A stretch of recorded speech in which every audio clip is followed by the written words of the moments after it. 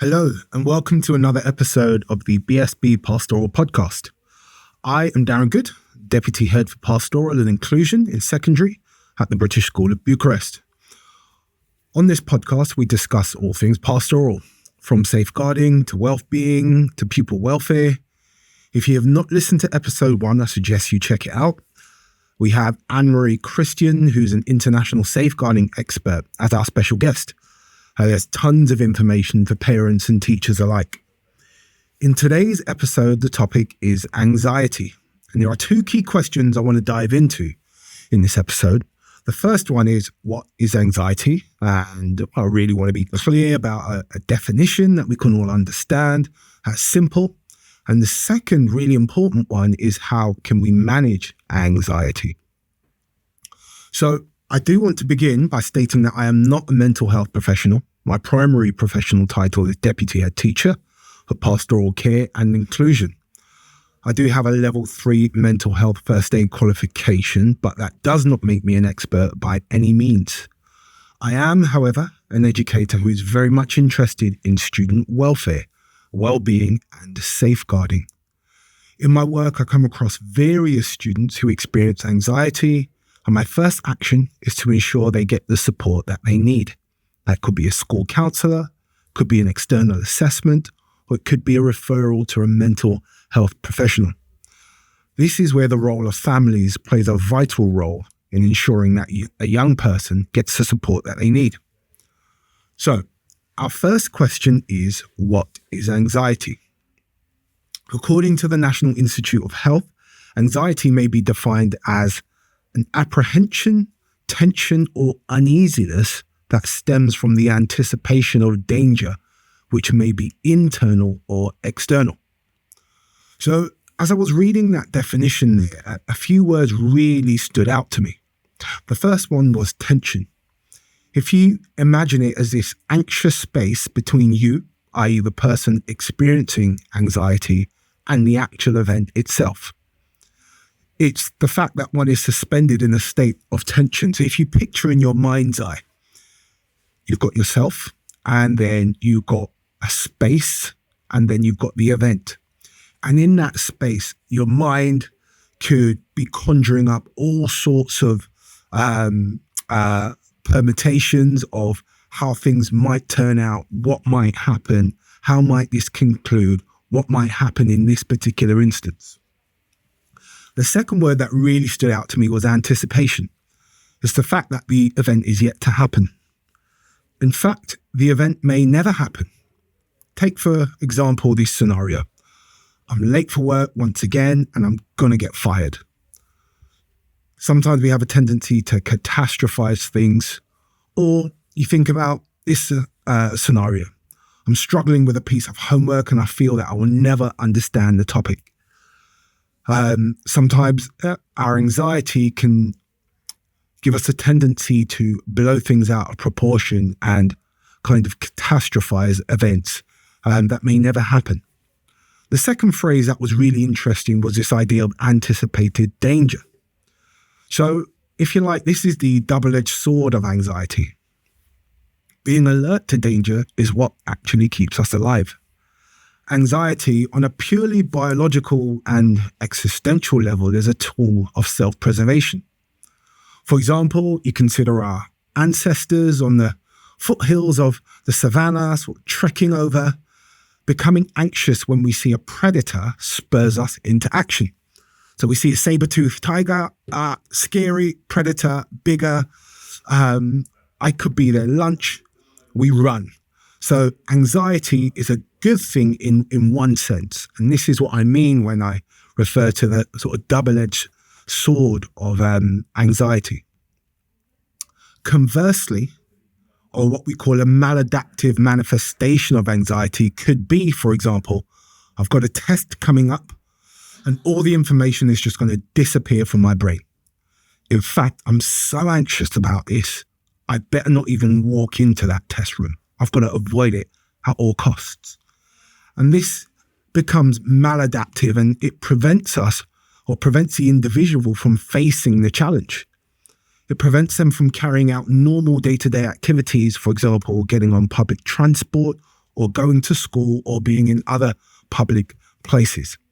And this is where support is really crucial in helping us to overcome maladaptive tendencies of anxiety. And that is my second key question that I'm going to dive into a little bit later. I also have an interview with the school counsellor, which explained what anxiety is, and that really helped me in clarifying my understanding. And we're going to switch over to that now. So stay tuned and listen to the interview that I had earlier on with our school counsellor, Anna Maria. In this special episode here, I'm joined by one of our school counsellors, Anna Maria. Anna Maria, welcome. Hi, Darren. Thank you so much for the invitation. It's an absolute pleasure to have you join with us on this episode of the podcast. So speaking about anxiety, how would you define anxiety? Okay. Well, the American Psychology Association describe anxiety as a phenomenon that is characterized by feelings of tension, worrying thoughts, physical changes, or physical symptoms such as sweating, trembling, dizziness, or a rapid heartbeat. Thank you. Thank you very much. There's some of the physical symptoms, psychological symptoms. In fact, I was wondering if you could differentiate between mild anxiety, because I think anxiety is something that we all have to a degree, and then when it actually becomes a problem. Would you differentiate between the two, please? Well, I think what it's also important to point out is to make a differentiation between fear and actually anxiety, because anxiety is actually a long-term response, is oriented in the future, and the threat is very diffuse.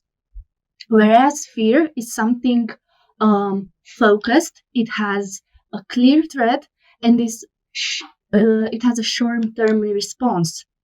So many people refer to as having anxiety prior to a test, but they actually just want to say, I am afraid that, I'm going to have this test. I'm not sure if I study enough. And now is a situation when you can't talk about the anxiety because the person has clearly identified the fear.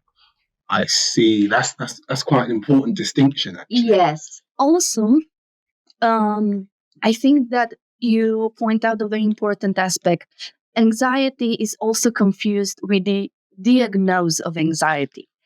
And I think that one of the main aspects of receiving a diagnosis is that psychiatrist and psychological evaluation is needed. So for someone to be diagnosed with anxiety, it has to go to a long period of time of anxiety. The symptoms must be so severe that it affects the person functionality. It impairs them academically, personally. So that's when we can talk that I have an anxiety disorder. I can no longer do my usual task as it used to be. Paralyzed by these worrying thoughts, by these symptoms, and I can no longer function. Whereas I can have mild anxiety. Let's say I usually tend to worry a lot. I have this fear. I can do my activities and it doesn't last for, 6 months constantly. So, it's okay for me to move with that. Of course, if those mild, let's say, symptoms are not addressed, they can get worsen, and the person may be in the situation when she or he will receive this diagnosis. I see. So I think it's really important to understand that. So it becomes a debilitating condition or a disorder when your day-to-day life is impacted. It may be getting on public transport or something like that. Yes. There, without meaning to dismiss it, there could be an irrational fear of when I get in this train carriage or on this bus, something is going to happen. Exactly. Although the odds of it happening are very, very low. Yes, and I think that what is very difficult for the person is that it can't put a finger on what is going to happen. It's just something bad will happen. And they live with this constant fear of, okay, something terrible is going to do. And sometimes they may be afraid to enjoy something because they know maybe something bad is happen. So they retrieve from the happiness to be sure. I see. Okay, so having thought about that distinction between mild anxiety, fear, which is something that is potentially real. Well, maybe not even potentially real, is real. So you've got a test coming up, or I don't know. I see an angry dog, for instance. I get increased heart rate, rush of adrenaline. That could be a real fear presented. So we've got those distinctions there. Yes. So for someone dealing with mild anxiety, what advice would you give in terms of self sort of coping mechanism? Okay. I think that anxiety can push people to avoid certain situations.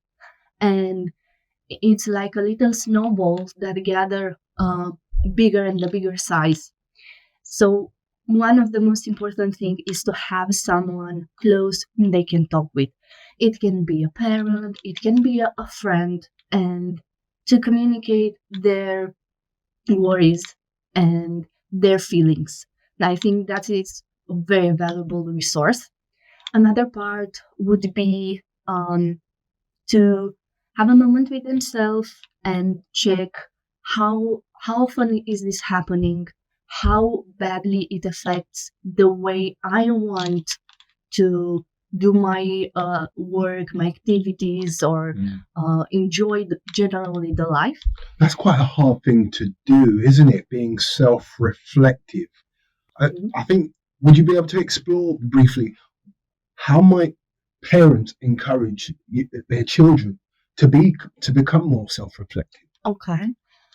Well, from my experience with working with wonderful children in counseling, what I've realized is that, especially the second day when students are a bit older than in primary, right? They do have this instinct of becoming aware of themselves. And you point out very rightly at the relationships students form with parents, with people around them, because in a relationship, they can become more aware about themselves. Just having a simple chat with someone and they are like, hey, how are you today?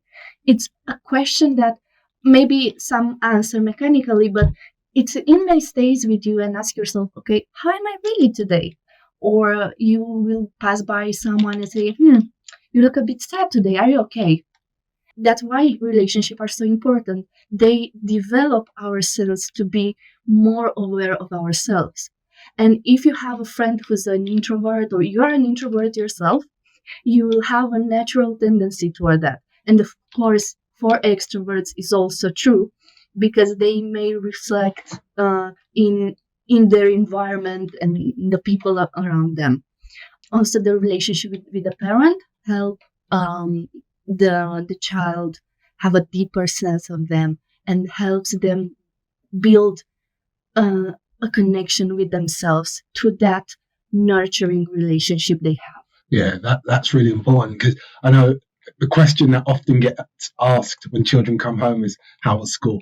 And I was reading something recently, and for the life of me, I can't remember at the moment what the advice was, but they were essentially saying that's the wrong question to ask. How was school? Because usually you get a grunt or it was fine. There are other ways of approaching it. So parents, if you are listening, maybe you could do a Google search. What other questions could I ask other than how was school? To really build up a rapport and draw out some of the responses that could be helpful for you in that conversation with your child. Is there anything else you would like to share just in terms of advice for managing mild anxiety? Well, of course, That could be also the counseling for someone who's comfortable with. I know that in our school, the counseling started to gain a very healthy perspective. A lot of the students that come in, they find it beneficial and they find it counseling as it is a place for them to share their intimacy. They know about the confidentiality. They are no longer afraid to access the service because of the stigma, like, okay, am I crazy? Am I not crazy? Because children nowadays have access to information and they can do a better distinction between psychotherapy and the mental disorders that can make you lose the contact with reality.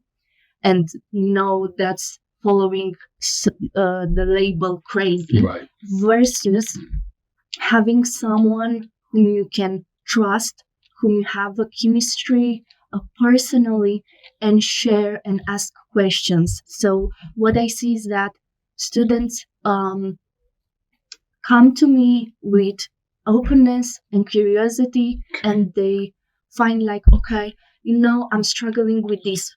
Right. I've tried to sort out these problems in several ways, and I'm thinking counseling may be the answer for me.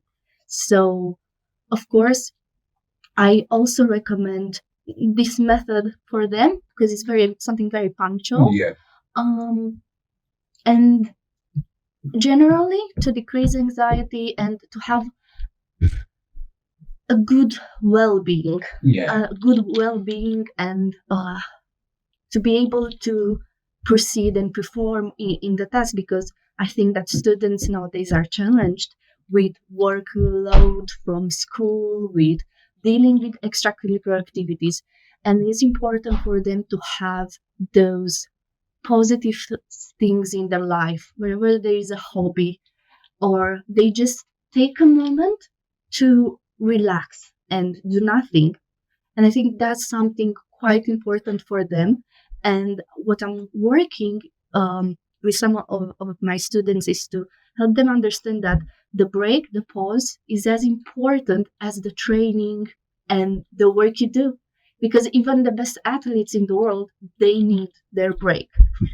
I think that's a really important point to end on as well, particularly for us as teachers and parents. I think breaks are good. I'm all in favour of more breaks. So thank you very much, Anna, for your time today. Thank you very much, too. I hope you enjoyed that interview there with our school counsellor, and that was really informative in helping you to understand what anxiety is and how it manifests. So the final question I would like to close out with is, how can we manage anxiety? So we know anxiety is a normal part of life.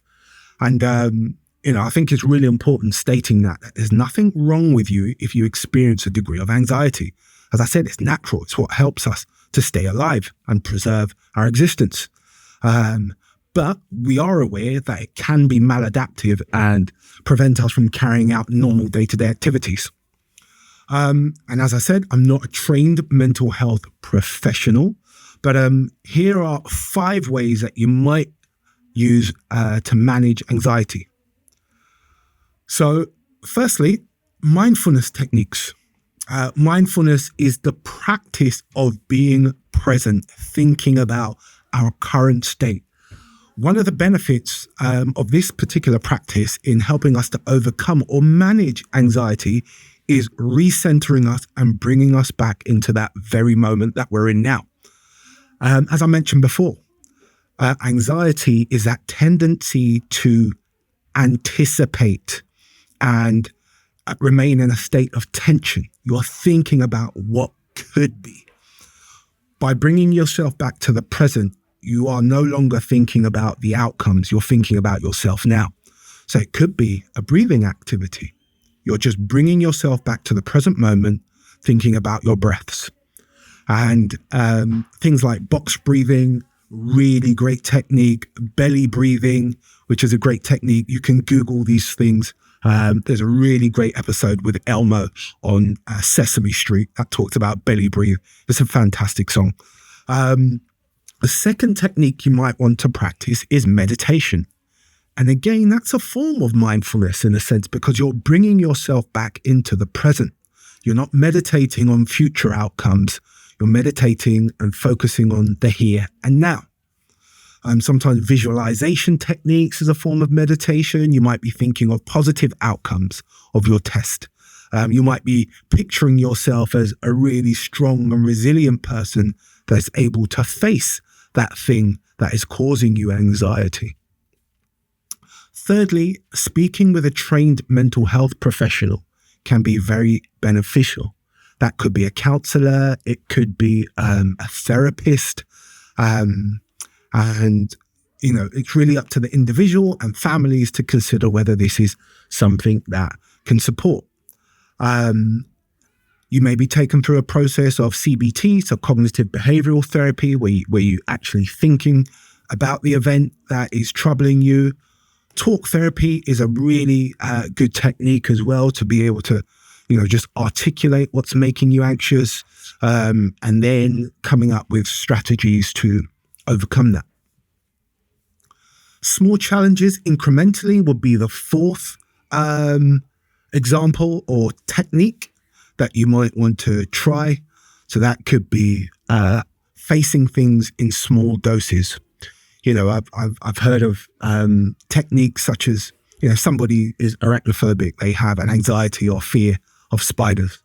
It could start with looking at pictures of spiders or looking at the word spider, and then building up to looking at a picture of a spider, so an inanimate object. Then it could be, watching a video of a spider moving. So incremental challenges can help one in overcoming anxiety. I watched a really good example actually of, it was Nadia who won the Great British Bake Off. I think it was the first episode or the first series of the Great British Bake Off. And I was watching a really interesting video on YouTube of her managing her anxiety of trains. And they took her through this, what can only be described as a cognitive behavioral therapy process, where it involved looking at pictures of trains. It involved talking about trains. And then it culminated in her actually getting on a train and taking a train ride. So those sort of incremental steps there, where she was able to finally face the thing that was causing her anxiety.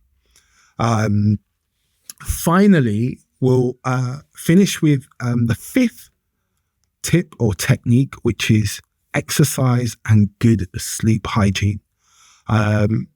Sleep cannot be understated in terms of just overall cognitive, physical functioning, really. And, somebody who's sleep deprived is more likely to be in an anxious state for longer periods of time. So sleep is really important. Exercise, as we become stressed, we build up something called cortisol in our bodies. And too much cortisol in our bodies can be quite harmful. Engaging in exercise helps us to burn off excessive energy or excess energy. It helps us to be mindful. So as we're practicing that sport or that physical activity and we're focusing on our body, or we're focusing on our teammates or the objective of winning, or just practicing the thing itself, it helps us to take away our minds from the actual thing that's making us anxious, and focus on our physicality and just being present in that moment. I hope this has been helpful for you. I would like to thank you for listening to this episode of the podcast, and see you again on the next one. Thank you.